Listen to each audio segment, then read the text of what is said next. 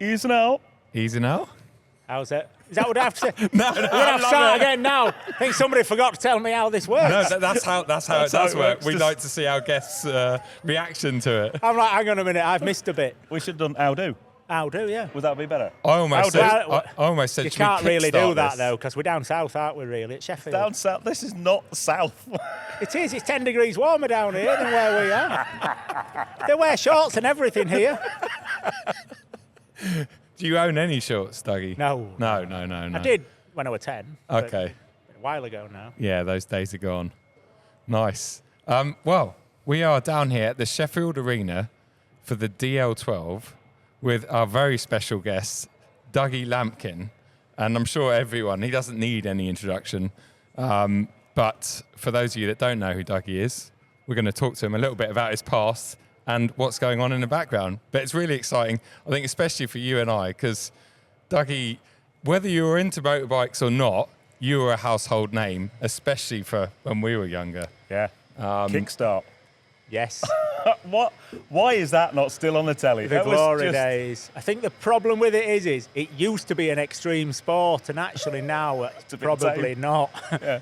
Because we used to watch Kickstart, and then we'd be straight outside on our bikes, trying to replicate. Well, not replicate it, but we Trying to did break your neck. Kickstart line. Yeah, no, I mean, it was amazing. I mean, the best part of it was 3 days off school and going back like a superhero the following week.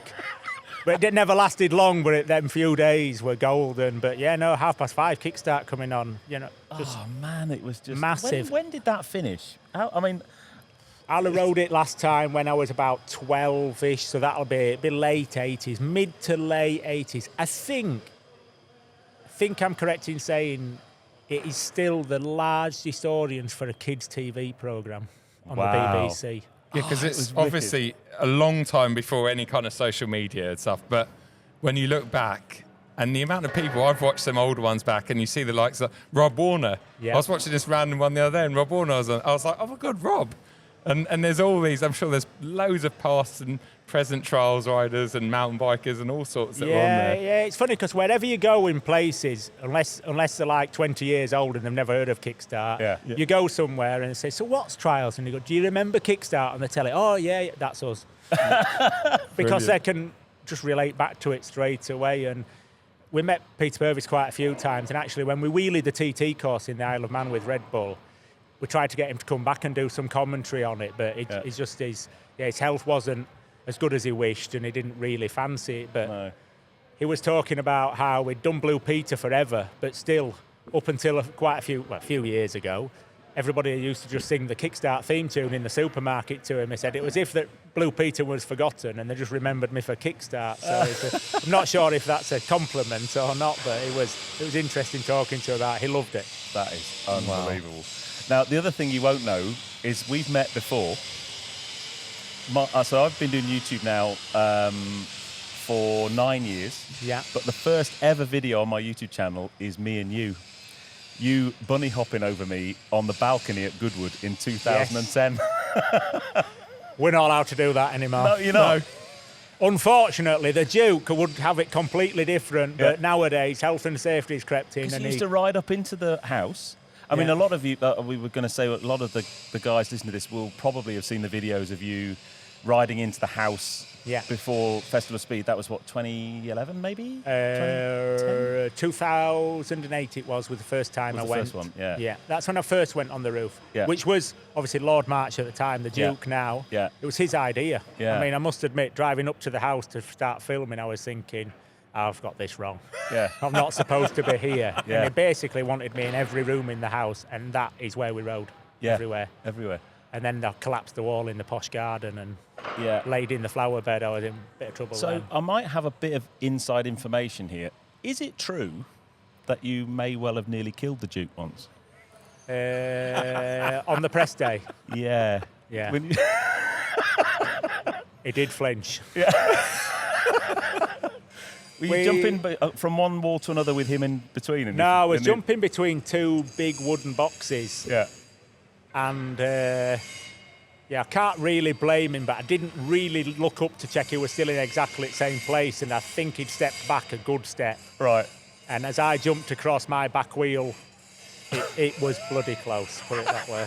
Wow. And then he wasn't too bothered. No. A few of the staff were like, I can imagine, having kittens. He was fine. It's all right, I trust him. And I was thinking, I didn't even see you, so I kept quiet on that one. We still go. We're still there. Yeah, still part of the furniture there. Yeah, definitely. Because then you went back and you went on the racecourse roof and had a bit of a moment on there as well, I believe. Yeah, that was my fault, really. I got a bit carried away. When the front edge is just straight down, I can't remember how far it is. It's a long way. Oh, it's a long way. Yeah. Oh, the horse race course. Yeah. Oh, that's where that is. Yeah. Oh, I know on a full health and safety thing to get the bike up there, we were going to go up through the building. Yeah. But the trapdoor wasn't big enough. So we just threw a rope over the side and dragged it up the wall and rode on the top. But I went to do a stoppie on the end where the big drop was, and it went over quite a bit further than I thought. And I thought I was going off. And it didn't, obviously. Because you're still here. Yeah, because I'm here. Yeah. And literally, as it come back down and the bike wheel stopped, to stop the engine, laid it down, and I was just sat on the concrete roof. I couldn't. Does someone you get nervous? And obviously nobody was on the roof because it would have spoilt it. Yeah. And then there were people coming up through the trapdoor, and I was like, I was in a bit of a moment.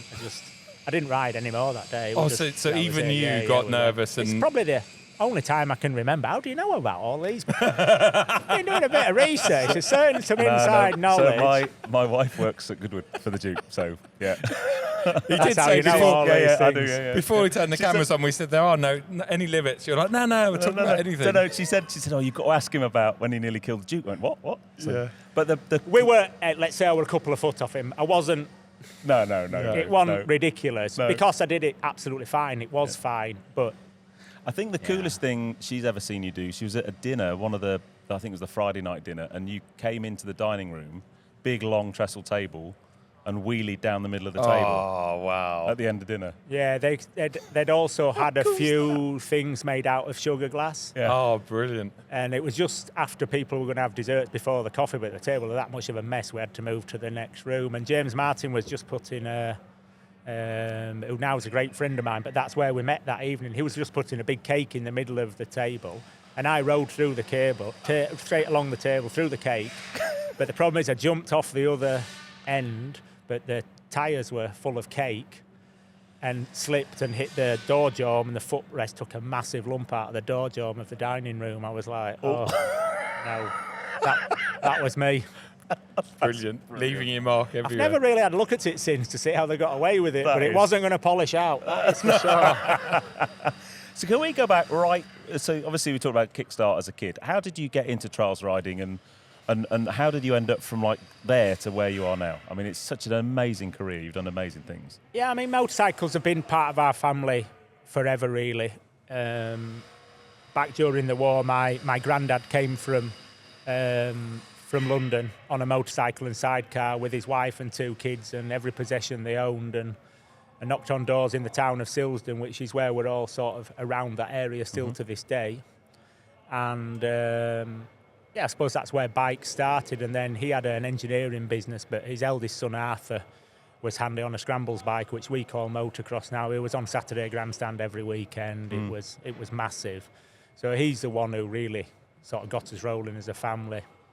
My father pretty much rode all the disciplines when he was younger, but then got settled into trials, and he was world champion in 75, and I was born in 76, and there was a bike waiting for me. He rode for Bultaco at the time, and when my mum announced her was pregnant, she got a motorbike given for me. So, but I never really rode that much. I mean, I quite often say, the reality was I probably played more golf until I was 12 years old. I always messed about on the bikes, but it was different then. When you were a kid, you could still be a kid. Yeah. And now it's a bit, if you don't get jammed onto whatever sport it is at 5 or 6 years old, it's got no chance. Now you'd be riding a trials bike on a PlayStation or something. Yeah. You wouldn't actually be out getting dirty, breaking bones and things. Yeah. And then you went on to just 12 world championships. Yeah.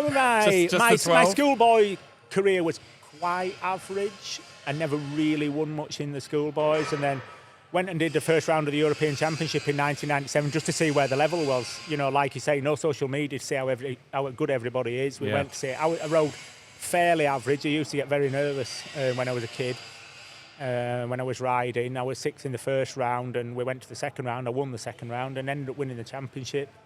And then, you know, you get a bit more support from the factory, and we rolled into the Worlds, and I was 6th that year in the world in '94, and ended up winning for the first time in '97, and then 7 consecutive years of outdoors and 5 consecutive years of indoors.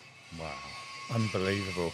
And your sponsors with you, because we've got to talk about Red Bull, because you've been with them, I tried to research it, but 25 plus years, right?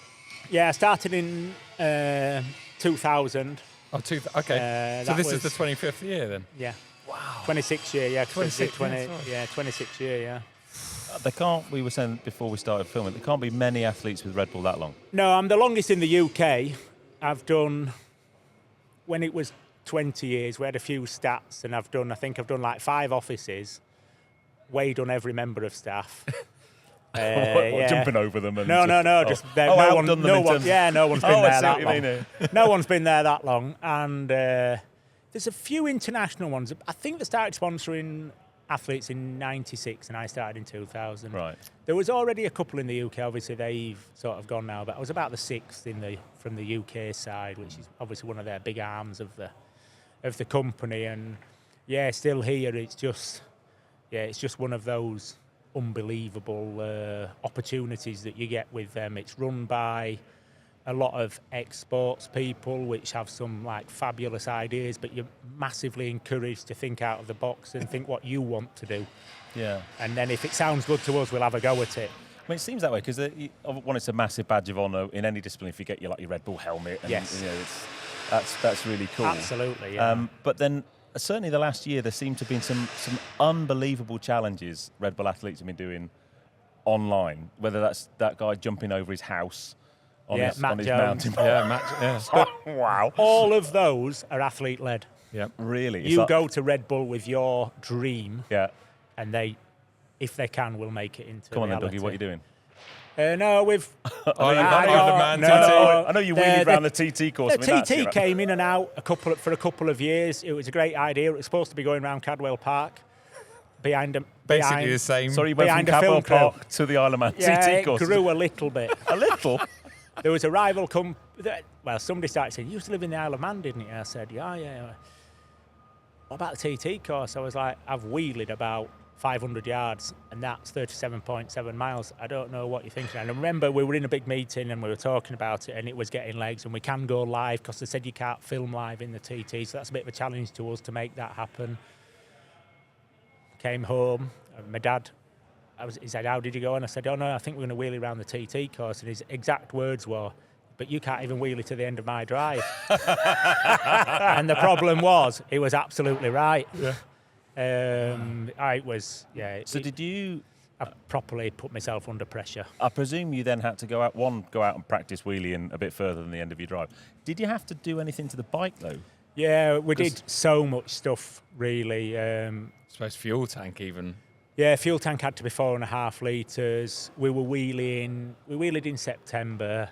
I was supposed to launch the project at Goodwood that year, and that was either in the middle of June or sort of beginning of July, I can't remember. But I backed out of it because I didn't think I could wheelie the hill.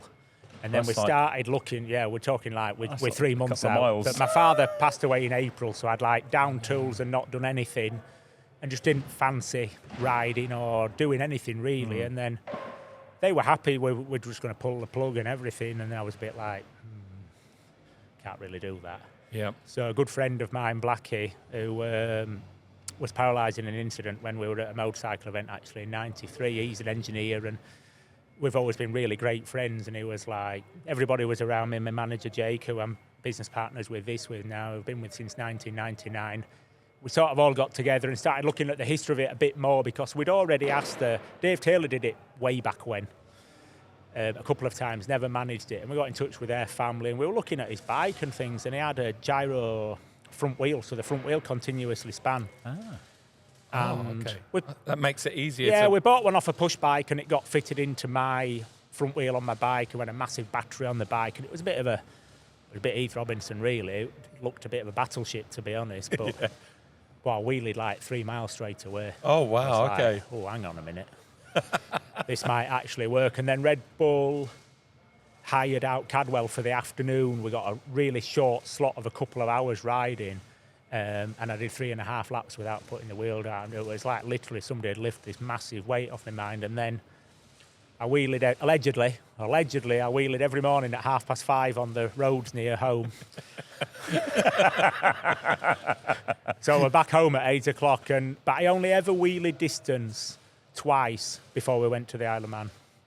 Wow. So, yeah, it was a real 50-50 one. And then afterwards, we did a lot of press with it, and people tried to ride, and no one's ridden the bike. Nobody can get further than 50 metres.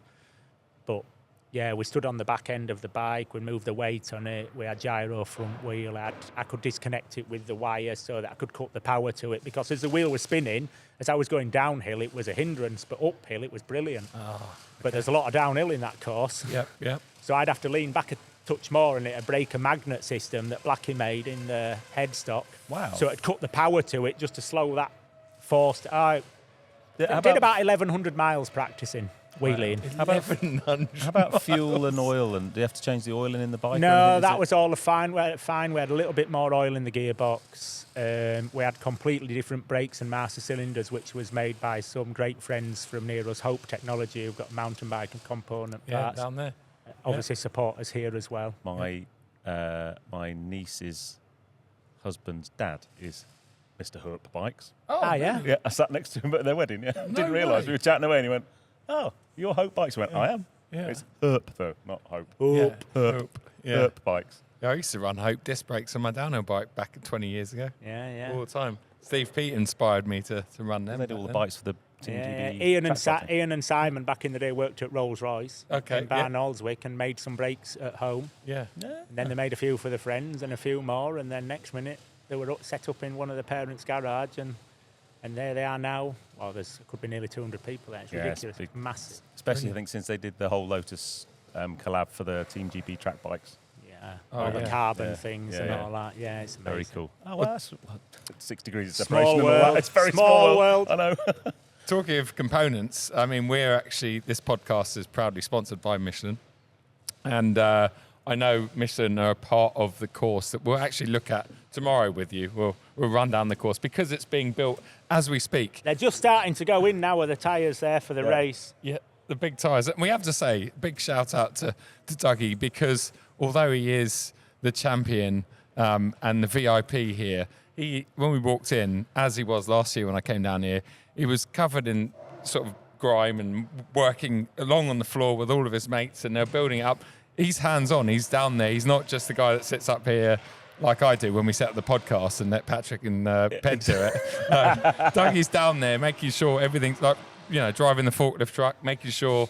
Well, it is your baby after all, isn't it? But it's awesome to see. It's great, and you need everything to run like clockwork.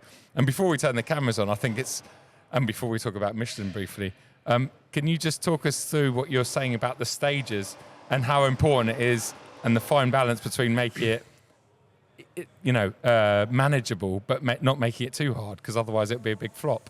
Yeah, no, absolutely. I mean, there's a lot of pressure on it, and that sort of pressure it's down to me, really, is that there's such a fine line, as you said, you just have to be so hands-on, but when every single piece gets lifted in, I have to jump on top of it and see if it looks right, and we might need to move it slightly, but I'm talking like a few centimetres here or there to make the difference of it being possible and not possible. We've got the best riders in the world coming. Yep. And, this is our 3rd year, and we're known for putting on a great trial and everything. That adds more pressure. Because it can sort of go wrong quite a bit. If you make something too hard at the start of a section and nobody really enters it, your sponsor's a bit disappointed because they didn't really get much use of it. The crowd don't get that build-up because Tony Bow's coming last, and you're hoping that 1 or 2 have managed it but not really great, and he makes it great and the roof falls off.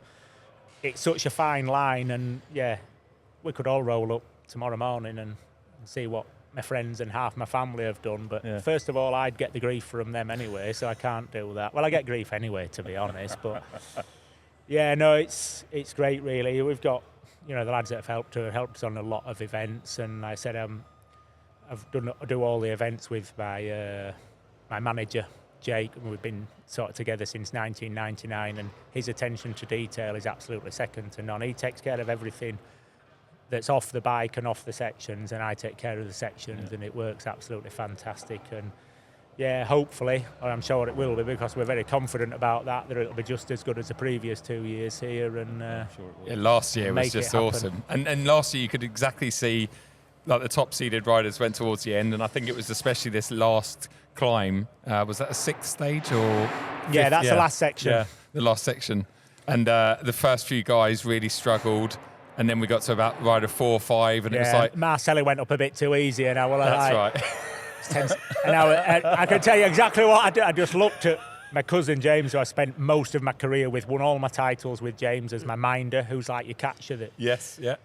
And I looked at him and went, it's 10 centimetres too close. Oh, no.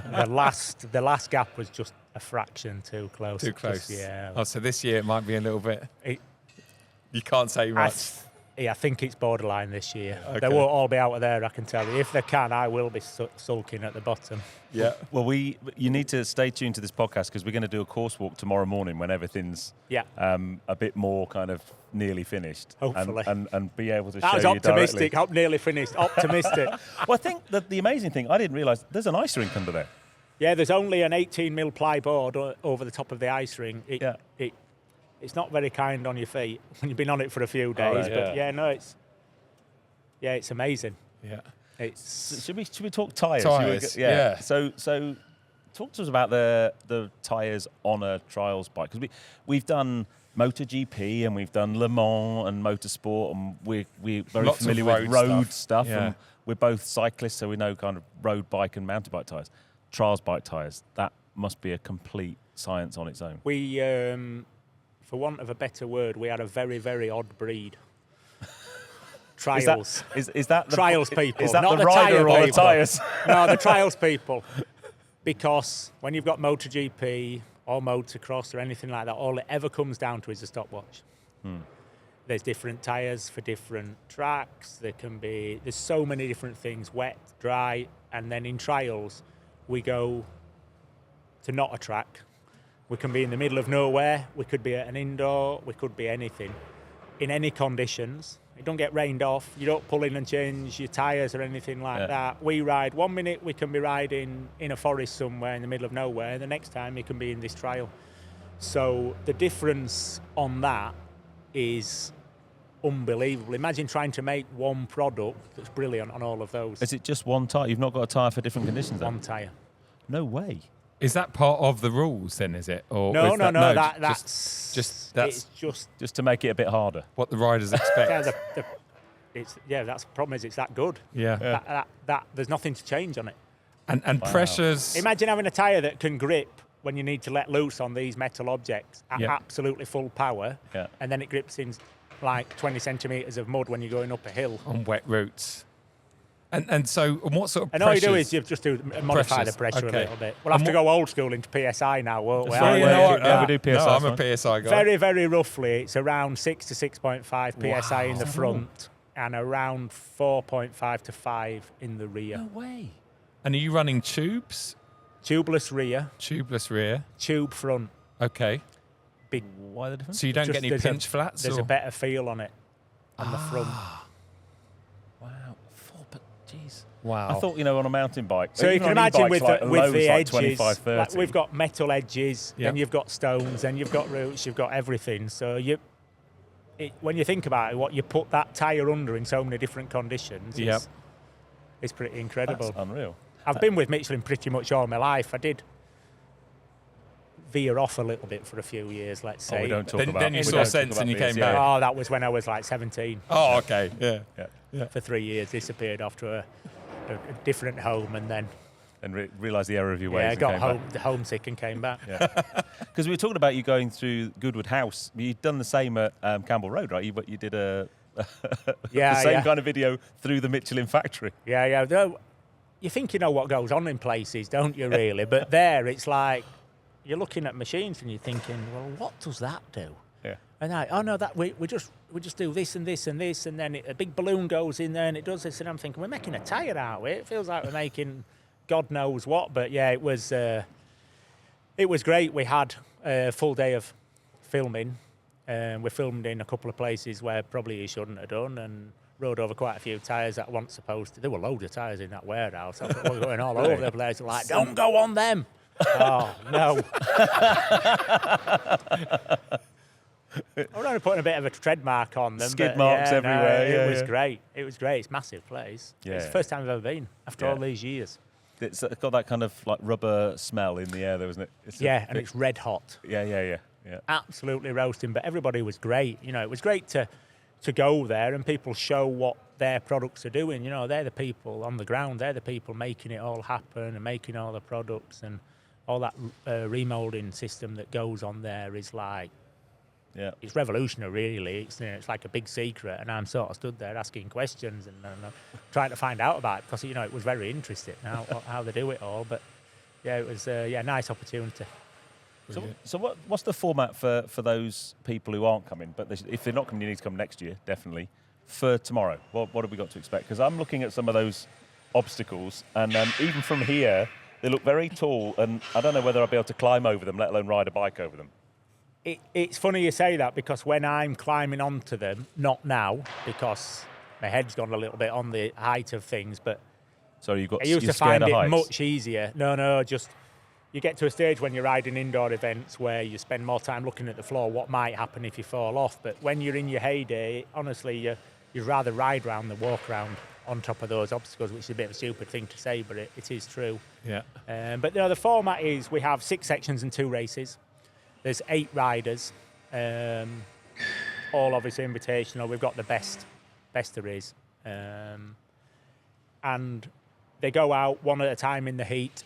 They ride all 6 sections in a time limit of 8 minutes. And then they do all 8 riders do that individually. And then we come out to do the races. And you get a 1 for losing the race or clean for winning the race. And then the top 4 scores out of that 8 going to the final. And then we ride all the sections in reverse on the final. A minute time limit on each section. 30 seconds is 1 point when you're late, for every 30 seconds late.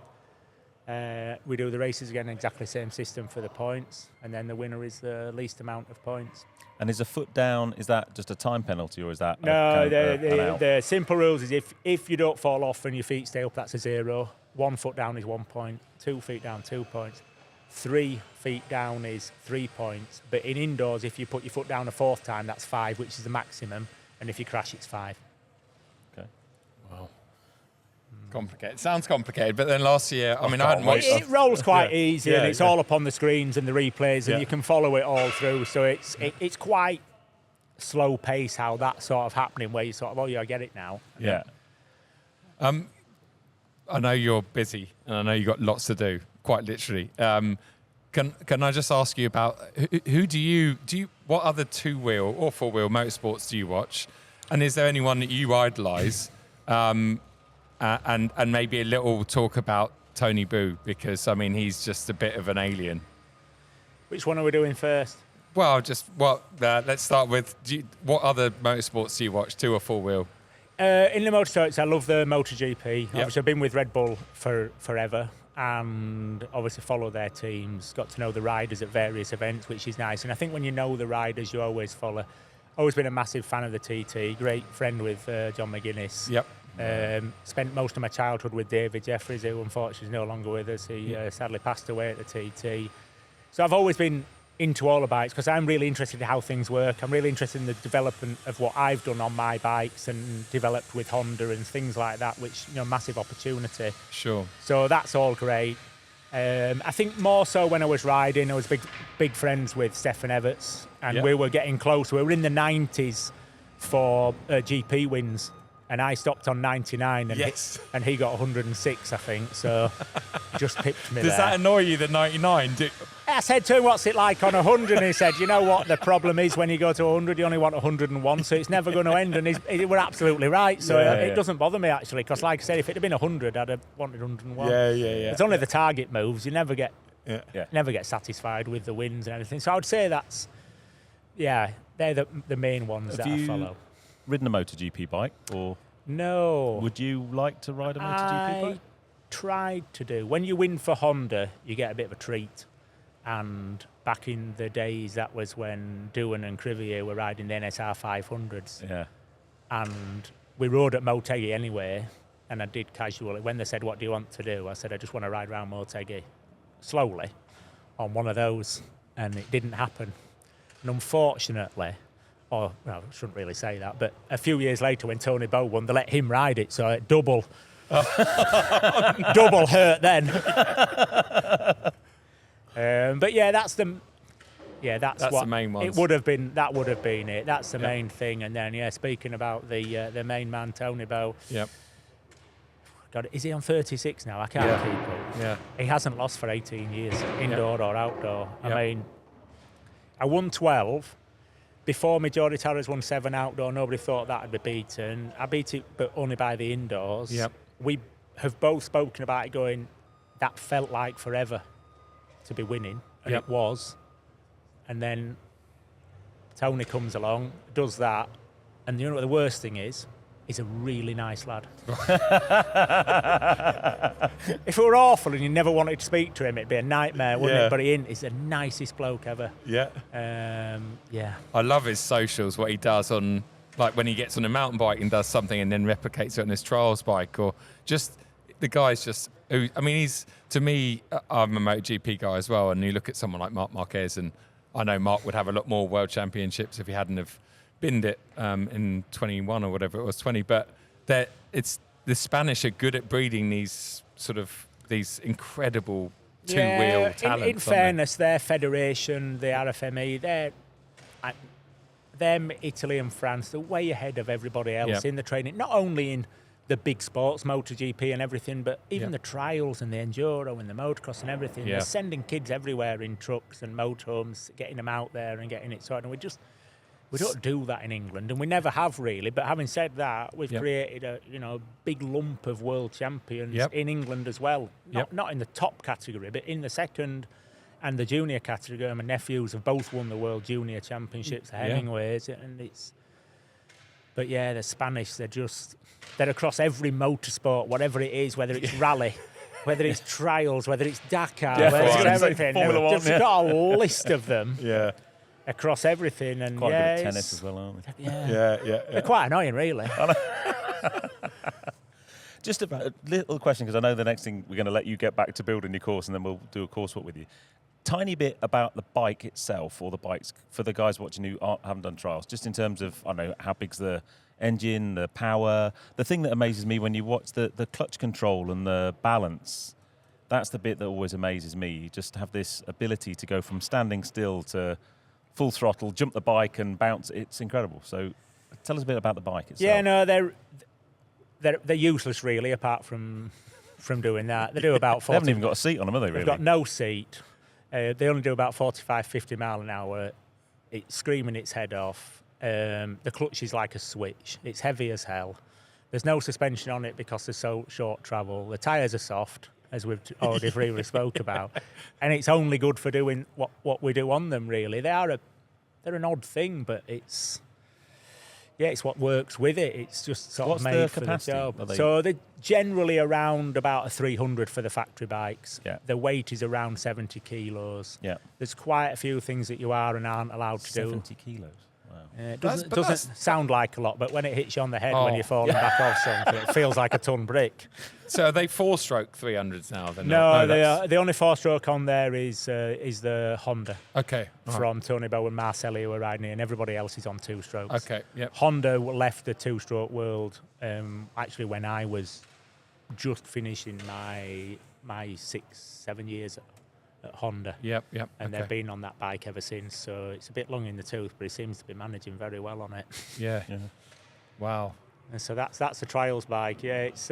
We'll have to have a go. I think Dougie said he's going to teach us one. Okay. That's fine. Well, he said he'll do his best, I think. All right. Well, what I'll do is I'll stand and have a hell of a good time while I'm watching you lot try your best. You can sit back and have a beer or two. Absolutely fine. Let's do that factory tour again. And All right. Yeah. James will get the beers in. I'll try and jump over the Duke of Richmond and see how it goes, shall I? Practice on Patrick maybe the first. scene's set. So we're going with Michelin to Goodwood to learn how out of ride trials. Sounds good. Yep. Done. Right, there we go. You can all stay at my house. I live 3 miles away. That's right. That's easy. Oh, you live in posh, but he is down south, yeah, isn't very he? down he's south. really Posh down there. You've got a chauffeur and everything, haven't you, down Not there? quite a show It's for working on that bit. Godfrey. Yeah. Dougie, it's been an absolute pleasure having you on the podcast. I mean, it's like an idol, talking to an absolute idol and a household name, like we said. And tomorrow we look forward to having a quick course walk with you when you've been doing an all-nighter and finishing it off. So can I go lay my tyres out for the race then? Yeah, now? go Is for that it. you can, right? mate. Yeah, Brilliant. yeah, absolutely. We'll see you in the morning. Yes. Thank you. Thank you See you in very the much. morning. Mate. Cheers. Now then, guys, it's now the next day and the course is finished, pretty much. It was. It was. I've been awake for an hour and a half. I've got a couple of points. My lads are not going to be pleased. They're coming in at the grand old time of 15 minutes, so they've not exactly had a lie in, but they've got a couple of bits to switch. So we've got a few minutes of Dougie's time to walk us around the course. Now, if you're listening to this on an audio podcast, you really do need to tune into YouTube to watch and kind of you'll see and get a much better impression of just the scale already, the scale of these obstacles. So where do we start? Yeah, no, so here we are, we're on the floor. This is where everybody wants to be. As you just mentioned then, it looks so different down there. Yeah. Things just look twice the size. And that's just about the reality, really. And unfortunately for the riders, they are. But yeah, no, here we are. This is it. Basically, we've got 6 sections and 2 races. 8 riders in the heat. 4 riders go through to the final. Points go back down to 0 for the final, so it starts fresh, and then hopefully it goes right down to the last section, which is the Honda Hill here. Looks easy, doesn't it? I can't. Yeah. You struggle to walk up there. I can't get my head around the fact that someone's going to ride a trials bike It's up really, there. really hard to build that because it's such a slope. Yeah. That it's just hard on the lads working on there for. How many hours did it? I think it took 14 hours to do the scaffold underneath. Yeah. And it takes the boys about 5 or 6 hours to put the pieces on there afterwards. So it's basically a 2-day build just to do what's over the seats there. I'd imagine that all the elements, both those and here, you have to really anchor them down to the ground. They've got to be like but that's solid. also another challenge because we've got an 18mm sheet of ply here, and under there it's the ice. So the Steelers could play, as they have done in previous years, at lunchtime tomorrow. So it's all gone by tomorrow? Yeah. We have to be out by 4 a.m. Everything. Lock, stock and barrel. Oh yeah, when you're tucked up. So we'll leave. When you're tucked up, we'll leave full of beer. You'll be out here. Yeah. I'll be thinking of you when I'm eating breakfast tomorrow morning. I'll hopefully just about got into bed then. But yeah, no. So basically, when we're doing these sorts of events, there's no practice. You're straight into it. So they've got a warm-up area out the back. Yeah. And then you're straight in. So you're not setting any quali times or anything like that. You're straight in. So generally, I lose that very loosely, that term, try and make section 1 a little bit steadier just to try and get them in.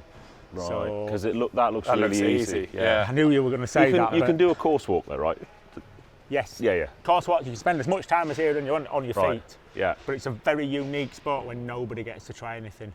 Everywhere we go, things are different. Sometimes the floor's really polished, really slippery. Here it's fine, but everything's cold. It comes up through the boards. The boards start to sweat a little bit. But yeah, so this is the easier opener. So one of our new partners who I work with as well, S3. This is their section. So the just pipes. to put this in, if you're watching, we're all over 6 foot tall. Yeah. Yes. Right? I'm 6'3". That's the first obstacle. That's 7 foot. Yeah. So you. Oh, and it's undercut coming in. Yeah. So you have to hop onto it. So bunny hop onto it. Yeah. Ride across the top. Ride across. Because we've got 6 sections and it's probably going to be 8 minutes. We've not confirmed that. I do like to chat about that with the riders. So I don't want it to turn into an enduro where they're racing around. It's really dangerous if they do that. Yeah. But I don't want them messing about either. Yeah. It's a bit of a fine line, but I'd rather give them another minute and just get the spectacle, really. So there's a lot of last minute stuff, but effectively you're almost 2 metre jump. So they're going to bunny hop jump flick from there to flick there. turn jump into here. Some may come down onto here, which I'm going to allow only because it's section 1 and I'm being nice to them.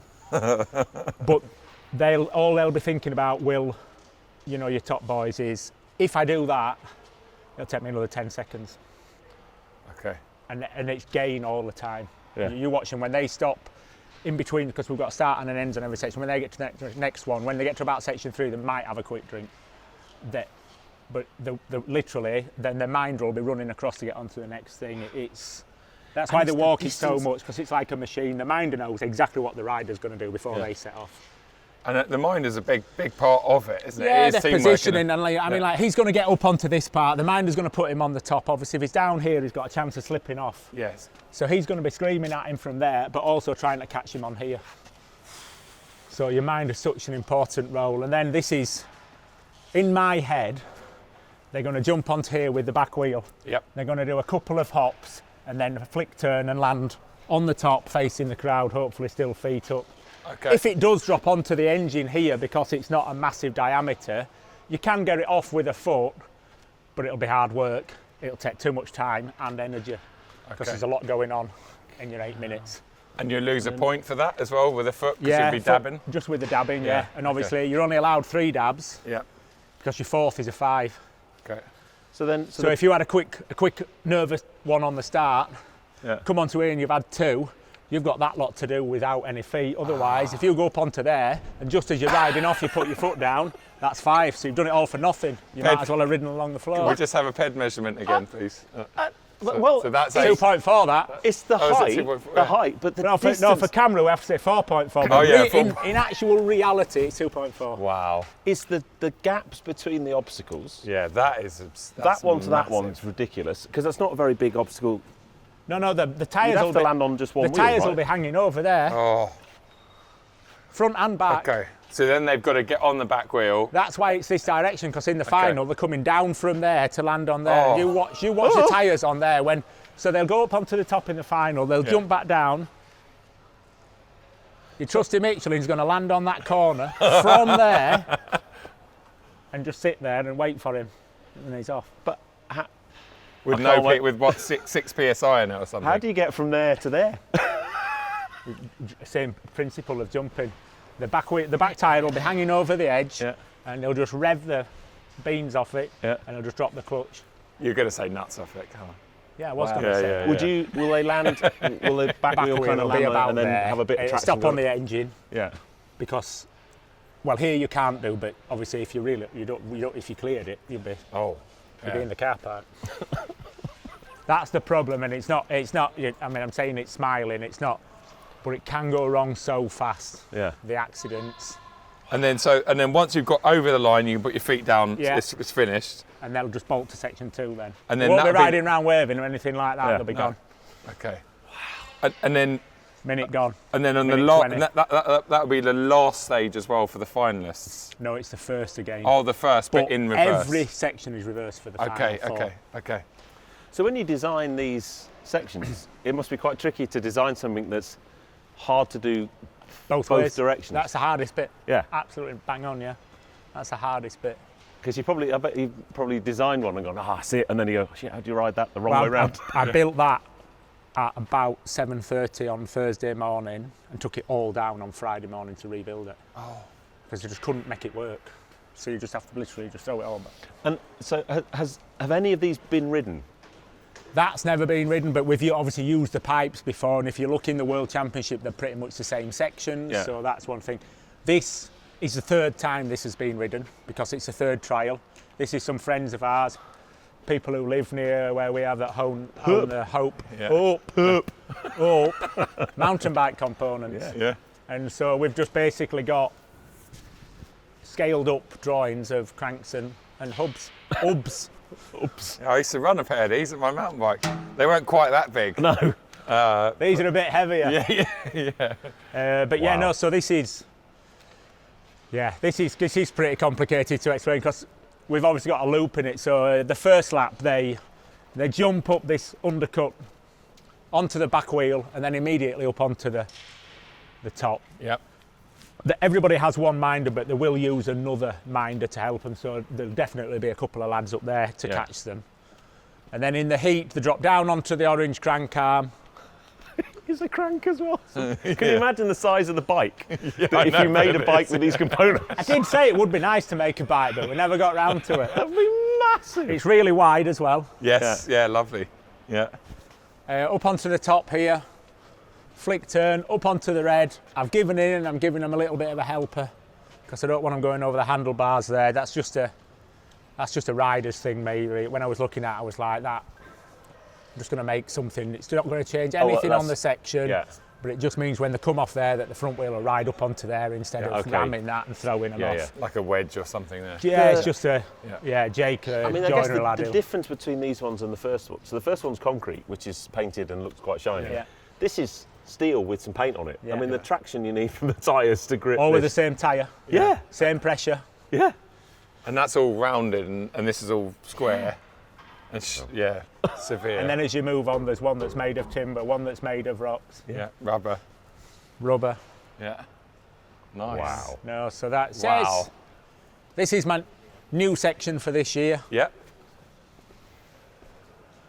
There's a big thing now. The boys are on a big thing when they're playing after training. Their big thing is the big steps. They're up to now and again up to 2 meters 10, or a couple of them. I think Marcelli might have the edge on most people. Michelin rider as well, don't forget. Excellent. So it's like hopping up onto that. So I've made a 1.9 because I just can't stand when everybody don't quite make it. But they'll wish they had the 2 meter. But so for the final, we're going straight up off the floor. But the floor by that stage the ice just comes through it a little bit, so it won't be absolutely perfect. So basically, this section comes. We've got the world's nicest kicker. Yeah. Fabricated by Jake, lovely. Is that just to give them a bit of a just to lift up on it there. Got to get them in. Like I said before, if everybody fives it there, your punters are upset, your rider's angry as hell, and your sponsor's not delighted. Yeah. So we'll try and work it further around, which we've got. So we're coming in, so you're not touching the floor here to jump onto there. Turn up onto by the True 7 JCB there. A nice easy jump across. Oh yeah. Onto the engine on the top. Yeah. Even I could still jump across there. And how high is that apex off the ground? That's got to be 3 metres. I'm 4 metres 23, so how big does that make it? That's 12. I'm 188, so it's got nearly 4 metres. Nearly 3.5. Wow. And then you stood on top of a bike. Yeah. And then obviously anchoring on the brakes. So there again, you're talking about the different conditions and the tyres and everything. Now we've got them on bare wood. Yeah. And they're on.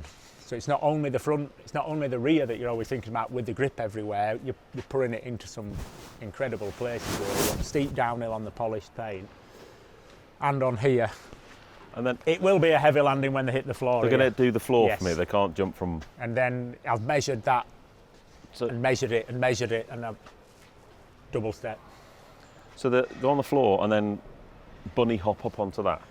We call it a splat. So what they'll do is they'll rev the nuts off it, as you said. Technical term. And it'll be a splat. So the back wheel will hit first, and it sort of rides up, and then the front they go again. Like literally, it looks like they're going from here. Yeah. But it's on the crest. They'll drop the clutch again, still with the revs full on. The front will probably hit that board, and then it'll go up again. And if they lose it a bit here and you get slightly back, you never get it back. Okay. So sometimes you'll see it where they do it and they go a bit early and it nosedives that, and then they'll be laid back over there. So you've got to have your momentum and weight over the nose almost. You're there leaning forward and you're dropping that clutch on full power just as it's cresting there. If you go there, it's too early, and if you go there, it's too late, it'll just roll in. So it's flat out.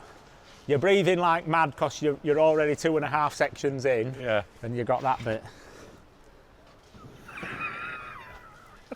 And then once you're This is why you're so lucky to be on floor here, because we've got 5,000 people who'd be desperate to be down here. Oh, mate, it's a privilege. And the tours are packed with the absolute limit on the tours that can come in and see it. We've got 2 of them later on. But I think that's why, because I was fortunate enough to be here last year, and the difference, I mean, this is the calm before the storm, isn't it? Because tonight this place is absolutely nuts. I've made this for Tony, and I might even ask him, I'm just not. But in the final, they're going to go reverse up there. Okay. But driving up off that, it'll be spinning the tyre. They'll just burn up it, and hopefully it'll grab. But sometimes that's where you see Tony when it's not going to make it, and he'll just bounce back off it. And land down here. Land on floor and have another go.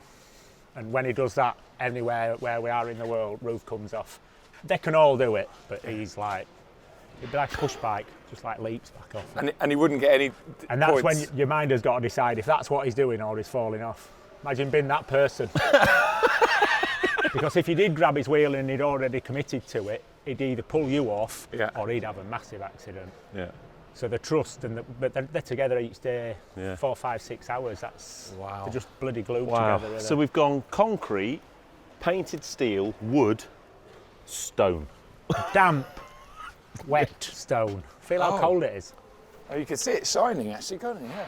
Oh, wow. So this is more of a technical section, a lot more to do with balance. This is actually the final way. So we've basically got a horseshoe. You're not allowed to touch the floor and you've got to touch each obstacle in it. So it's basically leaping and bunny hopping. This is the time killer. You can imagine if you do all that in the first lap, you drop it onto here, you turn here, and then you jump and you don't get that, the time and energy you've wasted to get there for nothing. You might as well have ridden straight past to the next section. Ah, okay. So it's really, it's a bit like everything really. If it starts going wrong, to recover it is a nightmare because if you have a bad 5 on section 1, it's in your head. You've gained a bit of time, but then you're under pressure. Yeah. Then you rush in. There's so much. Wow. And the wood, I suppose, that's just down to balance along there. I've gone a bit soft here. I'm just going to cut that off the end. So when they come up, the back tyre will hit it. They go up onto the back wheel and then drop the front. Hopefully on the log and not this side. Otherwise. And does it all? Because I know some of it actually moves a little bit, doesn't it? When the right's on it. Yeah, I mean, we're propping stuff up with timber. You know, that's the sort of issues that we do have with the ice. You can't go drilling into the ice. It's basically an underfloor heating system in reverse. And it is cold. I can feel that we've been on the. That's the problem. My feet are really cold. We're not from up north either. So. I know. Well, this is true. Yeah. Well, because this is down south, it's warmer. We're in Sheffield. I've already told you. I forgot that we're down south. Yeah. And then these are just nuts. Yeah, this is the most terrifying to me. Just all the sharp angles and the lack of, I don't know. Shall I grab the tyre? Yeah, that's good. So we've got one of the tyres. You keep your hands off that. That's mine as well. Yeah. You'll be having that away. I could have that in my dream garage. Talk us through that, because that. Yeah, so there we are. We are a sport, like I mentioned before. We run one tyre, indoor and outdoor. Slightly change the pressures, but not much at all. And James was saying from Michelin last night that the tread pattern is set for any tyre manufacturers, all got the same tread pattern. The rules on it's ridiculous, Yeah. as you can imagine, and it's just set like that. And you'll see quite a lot of the times, because it's all on cold surface in here, pretty much before most of the sections, they'll just burn the tyre up, and that's just trying to put a bit of heat into it, just to try and get it a little bit softer. But as you can see, it's already. It's unreal. And that's cold. Being outside, it's. And how many runs would you run a tyre before you change it? Is it a new tyre every time? The big boys, they just have new bikes every time, pretty much. They get stripped down and just built back up. They're so cautious of, especially if it's had a big crash or anything, if there are cracks in any of the frame or anything like that. Everybody does that, and they'll ride. But your standard Joe he'll have his tyre on for weekends and weekends. Yeah. You'll probably have on for years, won't you? Yeah, probably. Yeah. Well, have you got some for your quad bike? Oh, very funny. Don't bring quads up again. I'm telling you, where's the quad if you mention a quad in here with this lot, you'll be gone. No, but seriously, Too many wheels. Where's the quad bike section? We haven't got to that yet. We were talking after we recorded yesterday's pod about Dougie teaching me and Joe how to ride a motorbike. Now, I've not ridden a motorbike that many times, but I have ridden a quad bike. I stupidly mentioned that, and I'm now. Well, it's not a bike, is it? No, really? not really. It's a car. It's got wheels. gears on it, though. It's I was not, just though. explaining the fact they had gears, and I could. It's a car with handlebars. Yeah. You ride a quad if you can't ride 2 wheels. We're going to get slated now. I'm going to get absolutely burned for that. But it was good banter to get you wound up. You brought it straight up. They've been in it all night long. Oh, I just love it. Not let me drop. Not quad bike. I can ride a motorbike. I've been on a quad and I just had a bit of a double take going, well, that's like saying I can drive a Formula 1 car because I've got a transit van at home, isn't it? It's like... You're a friend Anyway, of the pod now, moving 'cause on. you I've take got the my mickey tyre out. with Yes. me. Got my tyre with me. Let's get away from the Now quad. they've just turned the lights off. Yeah, Hopefully that's they won't helpful. do that. How's in your the exposure, evening. Pat? It's fine, yeah, it's fine. Wow. So you probably see this better from the side. This is sort of tilted for a ramp, so they'll run up onto here. I'll put that down for a minute. I don't care. Yeah, I'll take that. Yeah. And as we're jumping up, they're going to catch the back wheel on that one and the front wheel on the top. And then up, back wheel down. I've modified this a little bit this morning, so my lads will have to sort that onto there. I'm not sure how. They do love it when I do that. And then in the final, they'll jump and jump up. And then obviously they've got to That's gnarly though, that to there. Yeah. It's I'm like, going to put some grip tape on it. Oh, it's all right then. But it's just you're landing a wheel on a bar. They will. You'll just see it. They'll just go off there. They'll just catch that. Just Okay. a quick question on the wheels. So the wheels must be super strong. Everything is really, Yeah. but then you're trying to get your bike to like 71 kilos because you don't want to be too close to the limit, but you don't want to be 80. Yeah. Because you can imagine when you're going to lift that bike Yeah. up that double step, you need it. So the fuel's measured. The fuel will be enough to go around. Yeah. oh, so the bike's got to be a minimum weight of 70 is 70. the minimum. Okay, right, yeah. Yeah, and they're allowed titanium parts, but not titanium frame in World Championship. There's a lot of rules, same as any sport. Yeah. But yeah, for me, the most amazing one is about the tyres. Yep. We use the same tyre, Yes. whether it's Tony Bow or you. He uses the same Yeah. one. There's no spec-string tyres. We're restricted on that, so that's absolutely great. So you go buy one from the shop, and when it comes out of that factory, it could be for him or it could be for you. That's cool. That's very cool, actually. Yeah. Tyre probably hopes it's for you. Yeah, yeah. Because The grief it's going to get off well, I'd him. need 4, obviously.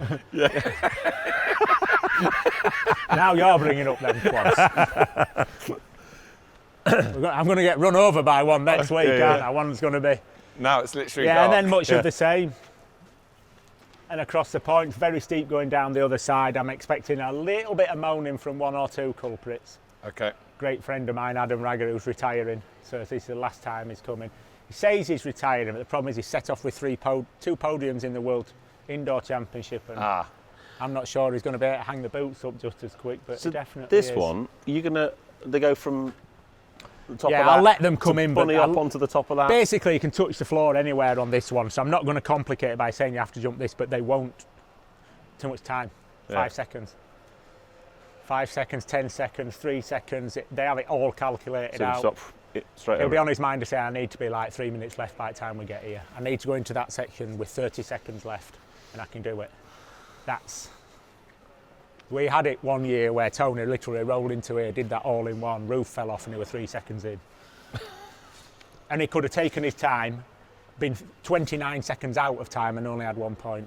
Wow. So that's where you've got to challenge the risk, but he needed the points. He'd made a mistake early on and he needed to be in. But the risk is, if he'd have fived it rushing, Yeah.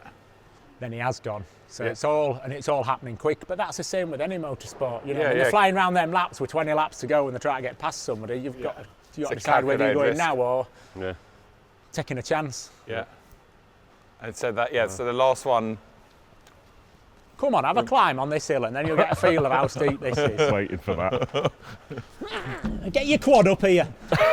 I've got to get myself up there first. Oh no. I mean, it's grippy. James will be sweating now. James, don't worry. Health and safety. Wow. But like you say, Oh my God. you're not stood on it, are you? No, You're no. braced on it. Yeah. Wow. You're like that. and That so is nuts. they'll be back. What's the angle on it? Let's get it. I've got my angle finder. I've not Well, it's checked. got to be Well, look at your 40. shoelaces. They're all. Oh yeah, it's got to be 40 degrees, is it? 35, 40? That is ridiculous. Hang on, it's trying to sell me something. Wait a minute. You have to cut this. It's trying to sell me. What's your guess? 35? No, 25. 25. 25. 25 degrees. Wow. But then you turn on it and you're like that and you're like, Yeah. That is ridiculous. Yeah. So this is nuts. Okay. so it's not too bad so though do they go because up the outside and you've down the only middle, got or? to go up these obstacles and obviously not touch the ground, the floor. So they can go with, because there's 3 routes up. The 2 That's the outside. race. So the race starts at the top, Right. come down over the bops as we call them, Pops. over the turn round in front of the sign, back up, and it's as they finish, as they go off the last Wow. cylinder. And then and that's a race. Right. So they're going down together.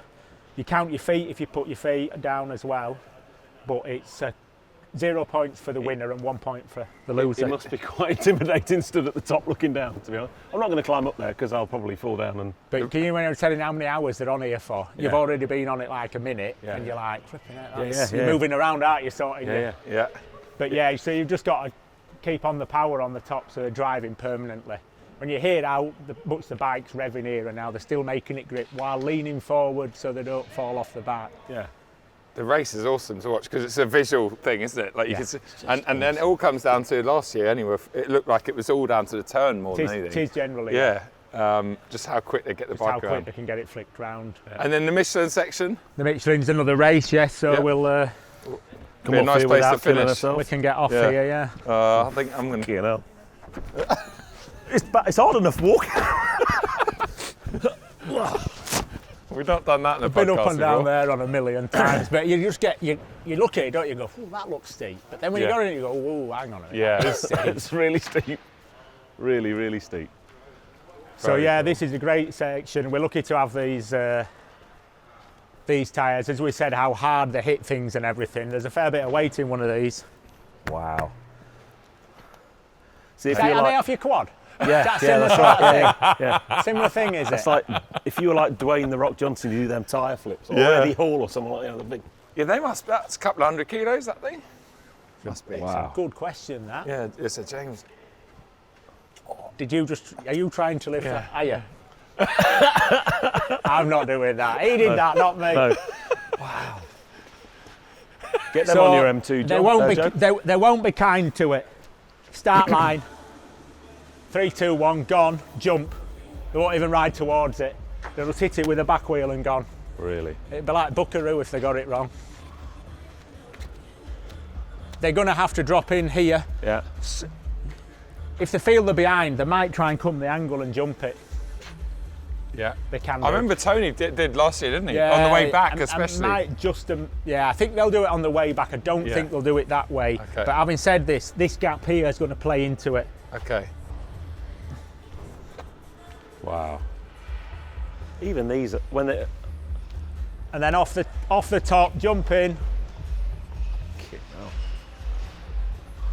Up onto the top, and then the turn on the top. Yeah. And they have to land back down in the. So they don't. Oh yeah. Don't cheat a bit. We have to do that to make it fair on the other side, because the other side's got the section close to it. Oh, of course it has. So yeah. They'll pick up on that in a breath. Yeah. Wow.